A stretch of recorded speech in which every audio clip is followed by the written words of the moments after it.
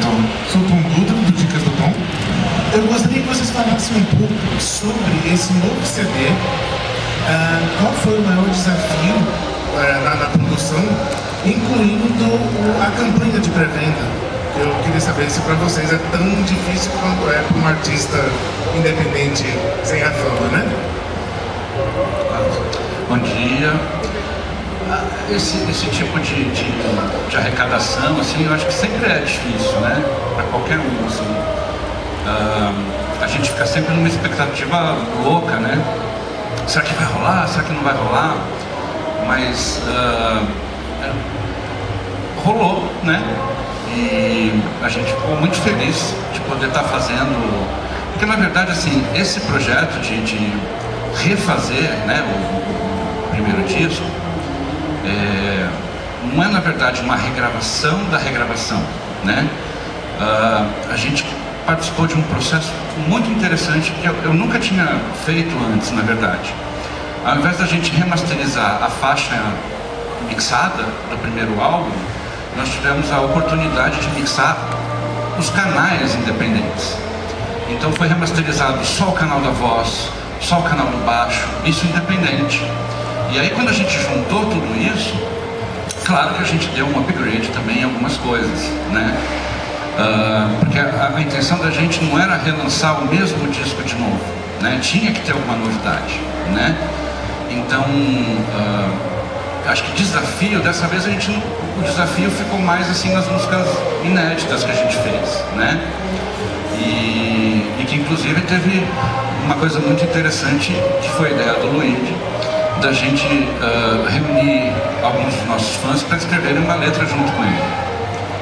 Então, assim, para falar de desafio, eu acho que foi muito tranquilo dessa vez, assim, sabe? A gente tinha uma certeza maior de onde a gente queria chegar com as músicas, né, com a sonoridade e tudo. E a gente tem essa vontade de trazer cada vez mais outras canções que a gente não tinha feito antes, né? E a gente está se sentindo bem realizado dessa vez com o álbum, porque a gente acredita que a gente chegou bem próximo do que a gente queria mesmo. Boa tarde, bom dia a todos, sou do canal Emani Studios. Eu gostaria de saber de vocês a respeito das canções novas, abordando o que o Hans acabou de falar. Porque vocês trouxeram uma novidade muito interessante e a gente sempre vê que essas canções são inéditas aqui no Brasil, porém já conhecidas muito lá fora. Gostaria que vocês falassem sobre o procedimento, como vocês fizeram o processo de composição dessas canções novas. Olha, foi um prazer, assim, né, para poder fazer uma letra ou letras, né, e gravar com uma roupagem diferente das originais, dentro de uma leitura que o U20 faz, né, que a gente, eu acho que uma das grandes realizações que a gente teve até hoje é que a gente agora tem um som que é identificável, né, e muita gente fala, putz, só de ouvir a primeira vez eu já sabia que era U20. E pra gente, isso é assim, pro artista, o grande problema, porque você nasce, cresce dentro da música e você quer soar igual ao fulano de tal, você quer ter uma aparência como fulano de tal, você quer... Até a hora que você chega numa identidade, e essa identidade é quando você se sente realizado, sabe? De que, poxa, deu certo o que a gente está fazendo. E eu acho que isso deve muito ao Hans,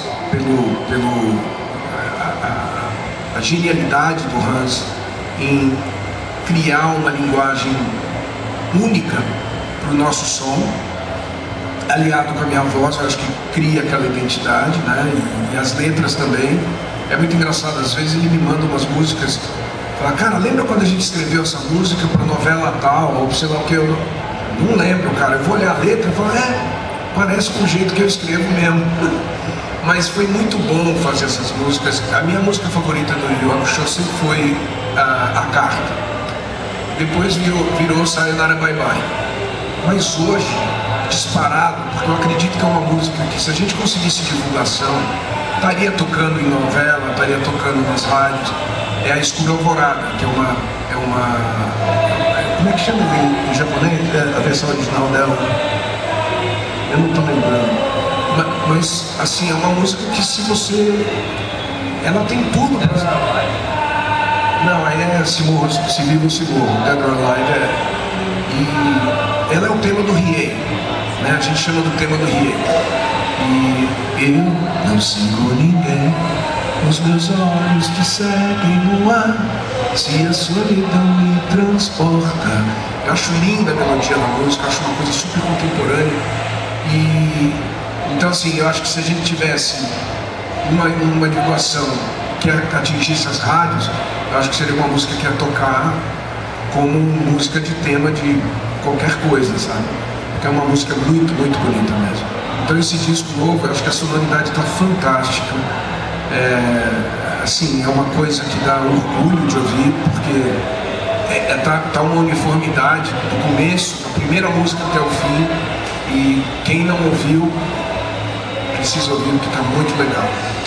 Até queria dizer o seguinte, falando ainda dos desafios que foi perguntado, tem uma música que a gente gravou com a Matsuko, que é uma composição do Marcelo Lima, do Luigi e da Matsuko, né?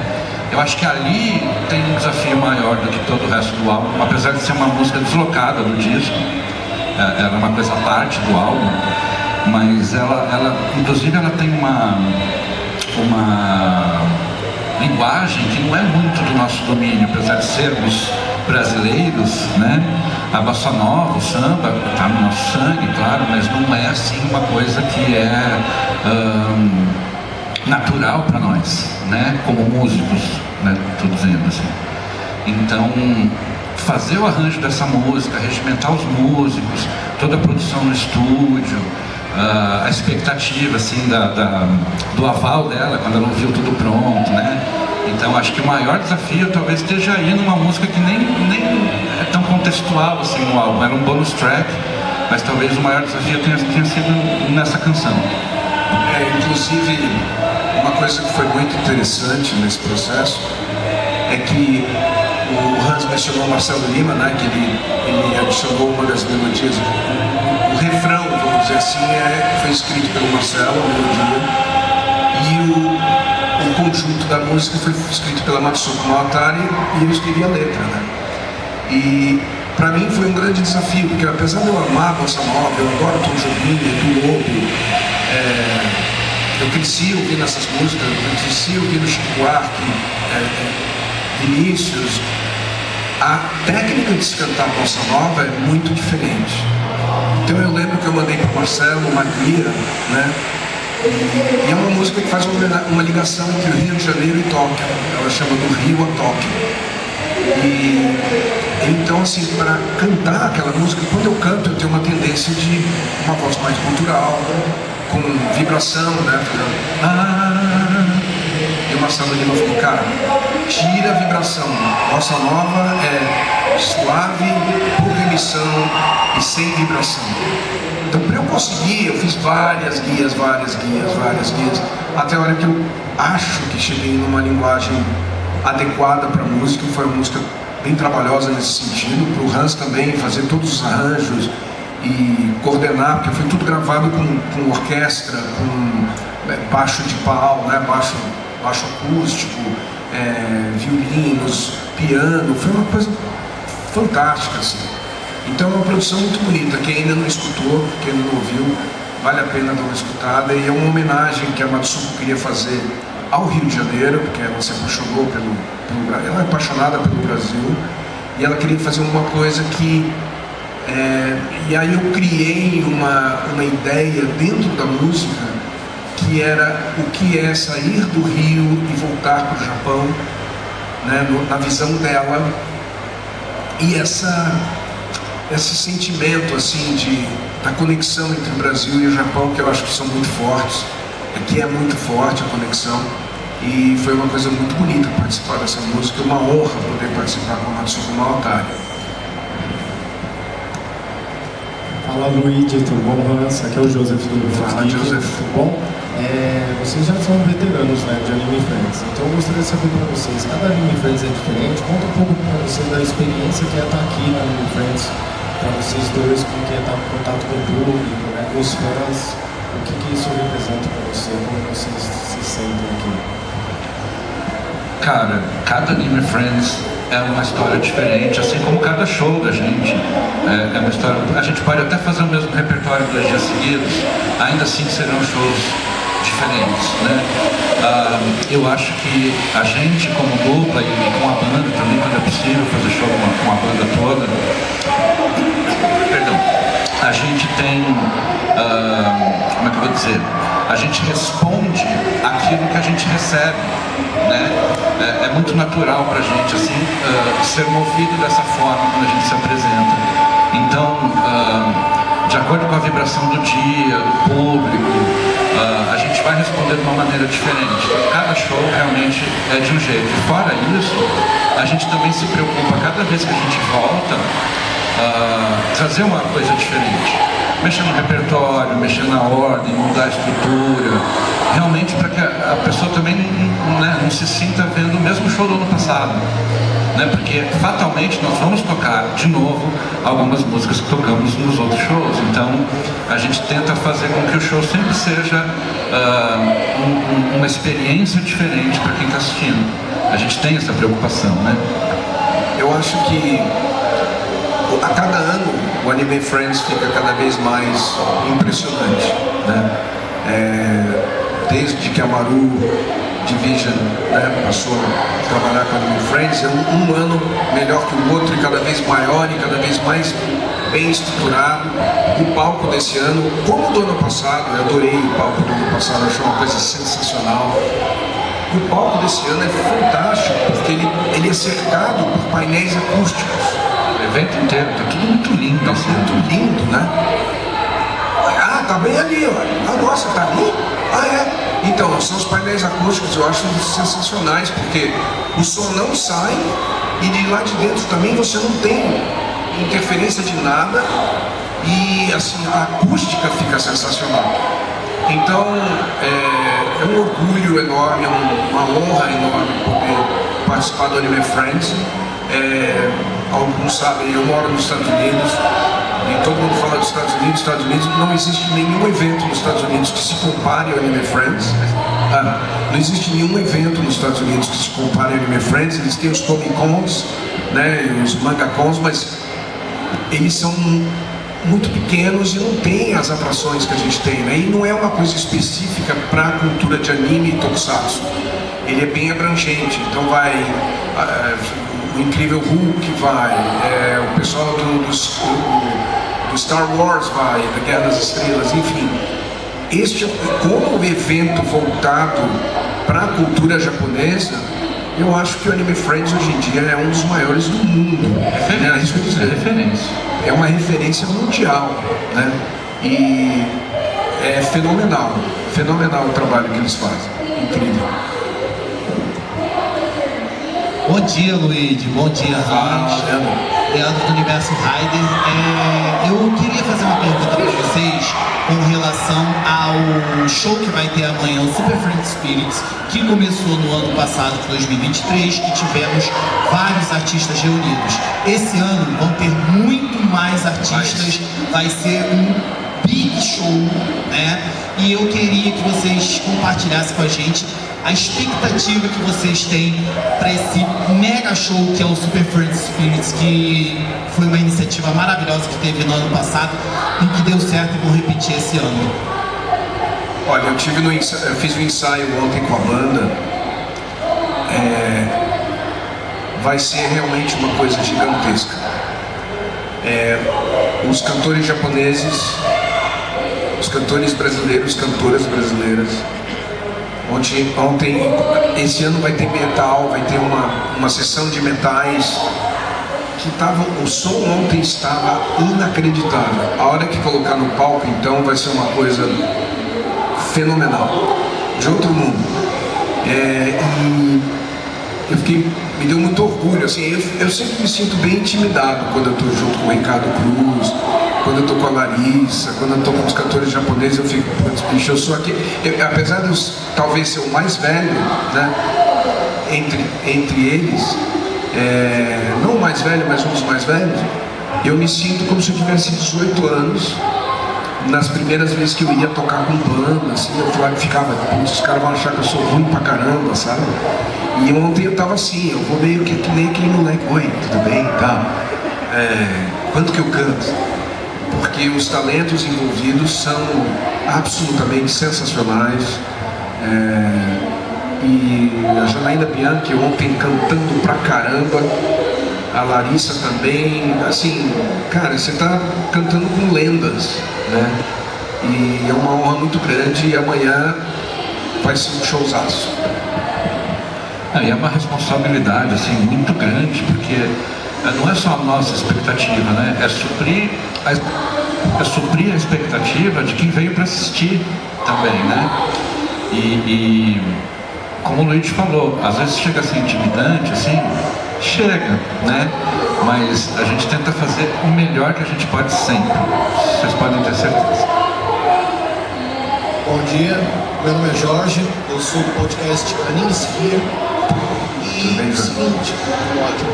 Primeiro de tudo, agradeço a oportunidade de vocês estarem aqui. Segundo, eu gostaria de saber de vocês história. Como chegou o Yu Yu Hakusho na vida de vocês e como vocês chegaram a ter a oportunidade de fazer as músicas que vocês fazem? As músicas da trilha, você diz? Isso. Então, lá nos anos 90, eu e o Luigi, nós trabalhávamos juntos no estúdio do Luiz Schiavon, que era tecladista do RPM, né? Eu fui produtor e arranjador do Luiz por uns 12 anos no estúdio, então tudo que era feito lá passava na minha mão. E num determinado momento, acho que em 96, a gente estava trabalhando na produção da trilha da novela O Rei do Gado, se eu não me engano, 96, né? Acho que é isso, era O Rei do Gado. E a Ticara Filmes procurou a produtora, que se chamava Esquema 336, que era o estúdio do Schiavon, para fazer as versões brasileiras do Yu Yu Hakusho. Uma coisa interessante é que, assim, era uma época em que era muito comum que os playbacks viessem, né, de fora, e só se escolhia um intérprete brasileiro e se gravava só a voz, né?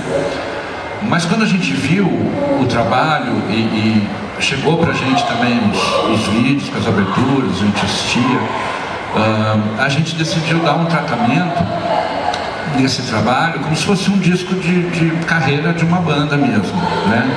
Nós tivemos a vontade de gravar todo o instrumental, juntar os músicos no estúdio, gravar tudo, regravar na verdade, né? E aí a gente já começou a trazer um pouquinho também para o nosso lado a sonoridade, apesar de que as primeiras versões são bem fiéis às originais, assim, na medida do possível, claro. A gente já foi colocando a nossa mão um pouco, e eu acho que o mais significativo dessa época nem são os arranjos, porque muita coisa eu colei do original mesmo, mas sim as letras do Luigi, que eu acho que aí é que está assim, a nossa grande marca naquele momento, né? Foi assim que pintou o trabalho pra gente. Bom dia, eu tô aqui. Bom dia. Vocês já pensaram em fazer uma versão brasileira ou de algumas músicas do Hunter vs Hunter antigo? Ou De quem, perdão? Hunter vs Hunter. Ou algum synth pop, porque eu acho que tem muita pegada assim de vocês, várias dessas músicas. Então, no ano passado, no Natal, a gente fez uma releitura de uma música do Band-Aid, que era um grupo de artistas ingleses nos moldes do USA for Africa, né? Onde eles se reuniram também para juntar uma grana, né? Enfim. E essa música tem uma pegada bem synth pop, assim como a gente já gravou umas 2 músicas do Duran Duran também. Tudo isso está lá nas plataformas, é só acompanhar, tá lá pra ver. A gente realmente tem essa linguagem mais eletrônica, assim, porque vai de encontro às nossas referências, ao nosso gosto musical, assim. O meu gosto do Luigi é muito parecido. Nós gostamos das mesmas músicas, dos mesmos artistas, né? Então isso também facilita muito aquilo que a gente produz junto, porque vai muito de encontro ao que a gente pensa, né? O nosso terceiro álbum se chama Outras Histórias, volume 1. Por que ele chama Outras Histórias? Porque ele tem músicas fora do universo do Yu Yu Hakusho. Nesse álbum a gente gravou músicas de Jujutsu Kaisen, Cowboy Bebop, Naruto Shippuden, né? Fizemos uma regravação do Soul Brain e a gente já está com o Outras Histórias volume 2 praticamente pronto. Não tem ainda nada do Hunter vs Hunter, mas no futuro, no terceiro volume, provavelmente vai ter. Boa tarde, tudo bem, Adriano? Bom dia. Boa tarde. Bom dia. Boa tarde. Adriano, tocou agora. O trabalho de vocês, que vocês fizeram no Yu Yu Hakusho, foi um marco, pelo que vocês já comentaram, um todo diferencial, até porque antes disso, às vezes, a tradução da letra nem correspondia ao original japonês, uma preocupação que vocês tiveram. Mas depois disso a gente não teve outras adaptações como a que vocês fizeram para outros produtos japoneses no Brasil. A que se deve, a que vocês acreditam que se deve isso? É um desinteresse da própria distribuidora? Por que não fazer trabalhos como eu acho que é uma questão de custo, de orçamento mesmo. Quanto menos se gasta para botar uma coisa para rolar, é mais interessante para quem está viabilizando isso, né? Mas ao mesmo tempo, como é que se fala? Descer ladeira em ponto morto é economia porca, porque você está economizando a gasolina, mas você vai gastar muito mais para trocar os freios, as pastilhas e o disco. Os discos, hoje em dia 4. Então, por exemplo, quando você tem os Cavaleiros do Zodíaco, quando você tem Yu Yu Hakusho, em que foram feitas versões especificamente ao mesmo Soul Brain para o mercado brasileiro, é a razão pela qual a gente está aqui hoje. Então, ou seja, de uma certa forma a gente continua gerando conteúdo, visualização, dinheiro para as editoras, para as empresas, etc. Se tivessem feito isso com todos os que vieram depois, imagina as possibilidades, né? Então, ou seja, você pegar e ter uma banda brasileira que faça as versões de Jujutsu Kaisen. A gente fez versão de Jujutsu Kaisen, mas não é oficial, né? A gente fez versão do Naruto, mas não é oficial. A gente fez versão de Attack on Titan, também não é oficial. Mas a gente fez porque a gente gosta, né? Gosta muito. O Hans gosta de falar, eu gosto muito. Então, assim, são oportunidades perdidas, né? Em que seria muito mais legal. Por exemplo, eu tive muita gente me falando, poxa, por que não usaram os temas do Yu Yu Hakusho no Netflix, né? Não sei. Nós nem fomos procurados. É uma coisa que eles não conseguiram entender o valor que tem para o público brasileiro em essa identidade. Como, por exemplo, por que o Yu Yu Hakusho fez tanto sucesso? Porque o Marco Ribeiro, ele faz... Aí, galera, é uma linguagem nossa. Exatamente. Enquanto eu escrevi as letras, eu tentei criar uma linguagem brasileira também. Então, não só fazer uma tradução literal, mas também adaptar para a nossa realidade. Tanto que o corre da cidade grande, tanta gente passa, estou só. É uma visão bem paulistana, né? De você tá andando ali no centro da cidade, você está andando na Praça da Sé, tem 1 milhão de pessoas em sua volta, mas você está sozinho. É uma visão de Tóquio também, né? Que Tóquio eu assemelho muito com São Paulo. Então eu acho que essas coisas, muitas empresas perderam a oportunidade. A falta de visão também. Falta de visão, e assim, muitas vezes poxa, se eu não gastar dinheiro com isso, vai sobrar mais dinheiro. Isso assim, pensando na cabeça do dono da produtora, ou no dono da distribuidora, sabe? Que ao invés de usar a cabeça, poxa, isso vai trazer mais gente pro meu negócio, e esse negócio vai perdurar por muitos anos. E tem uma coisa assim, sabe, no mercado, é uma tendência isso no mercado do audiovisual, Então, sei lá, tem ali um orçamento para se fazer um determinado produto. Eu vou gastar tanto com os efeitos especiais, tanto com os atores, tanto... Cara, o áudio é uma das últimas coisas a se levar em consideração. Eu trabalho com publicidade, né? Gravando comerciais de TV, etc. E eu vou perguntar só do que eu gravei, se alguém lembra, tá?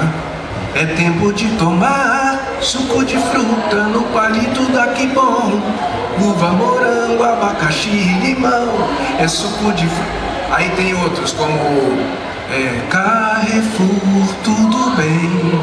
Você quer espaço, ela quer calor humano. Então, ou seja, agora mencionem um comercial que está na televisão hoje em dia que dá para cantar a música. Nenhum. Porque todo mundo agora está usando até trilha de IA, né? Então, isso é uma mancada, porque você está economizando, no final você acaba economizando o quê? Uns 15 mil reais, 20 mil reais, numa campanha publicitária que vai gerar milhões. Só que você não memoriza, as pessoas não lembram. Então, se você cantar qualquer coisa daquela época, de comerciais de TV, etc., eu gravei Coca-Cola, gravei Fiat, gravei Volkswagen, gravei todas as grandes marcas, né? McDonald's, tudo. A gente fez de tudo, Brahma. Naquela época, para um publicitário, era um sonho pegar o McDonald's, Coca-Cola, essas contas. Quem é que lembra? Escondece mais redondo do início até o fim. Ou seja, tá na cabeça. Só que hoje em dia é tudo. Compre agora ainda. E foi. Ninguém lembra mais. Passou um ano, já nem sabem, nem lembram do produto. Então, o que o americano chama de top of mind, né? Tá na memória, tá na cabeça, no topo da sua cabeça.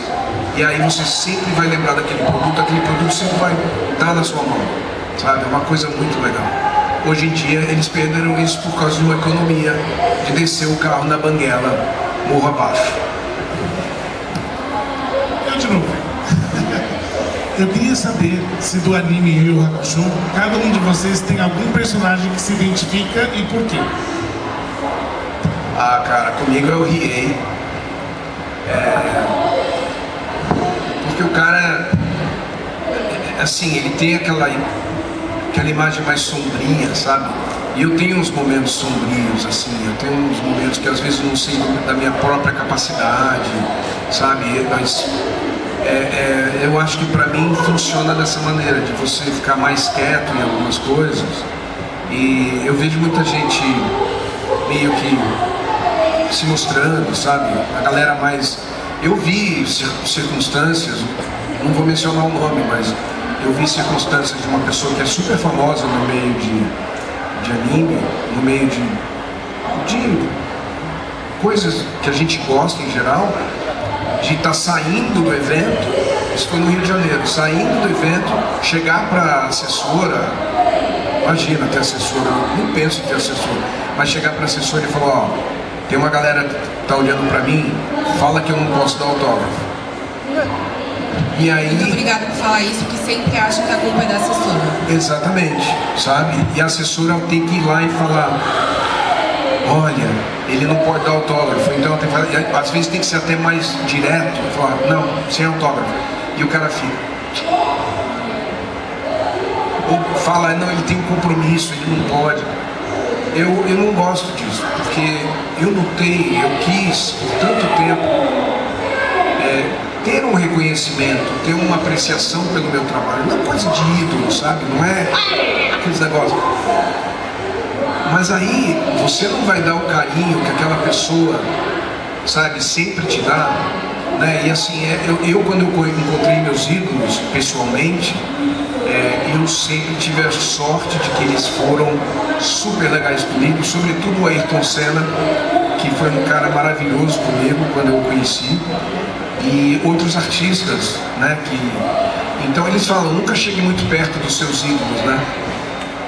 E eu sempre trato as pessoas da maneira que eu gostaria que os meus ídolos me tratassem, porque eu sei da importância que o meu ídolo teve na minha vida E assim, as pessoas que me seguem, que seguem o Hans, que seguem o 20, elas são maravilhosas. As mensagens que eu recebo, sobretudo na época da pandemia, nossa, aquilo me sobreviveu, aquilo me deu energia para continuar, porque eu estava mal no meu trabalho, eu estava sem salário, a coisa estava difícil, e os fãs, que eu considero amigos, eles é que me deram sustento para continuar acreditando, senão a gente não estaria aqui.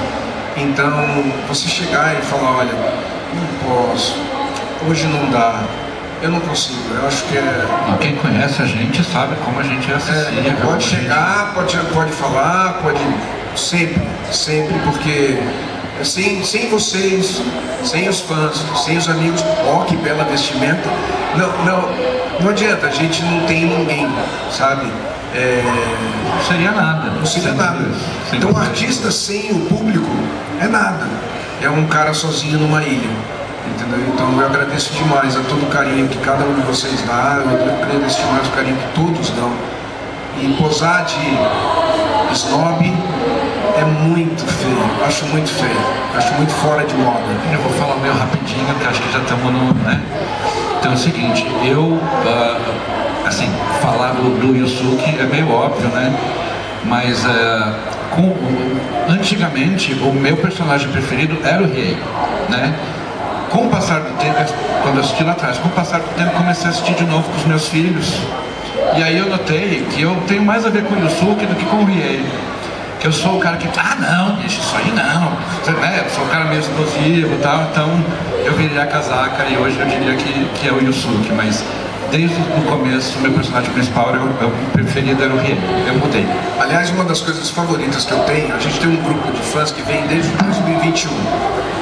E a minha paixão é, acabou os eventos, vamos sair para comer hambúrguer, né? Nós fomos lá no Rio, aonde dá para sair, nós vamos...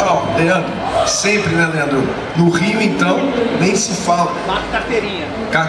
Entendeu? Isso é que é legal. A gente troca mensagem de Natal, se comunica, isso é que vale a pena, senão ficar posando, cara, não tá com nada. Por isso que eu escrevi tem uma das nossas músicas que fala, eu não vivo de aparências, sou o mesmo às avessas, sei que não conheci o outro mundo por querer. Então é mais ou menos isso, tem muita pose, muita decadência, sabe? Então eu acho que é legal, a gente tem que ser sempre verdadeiro.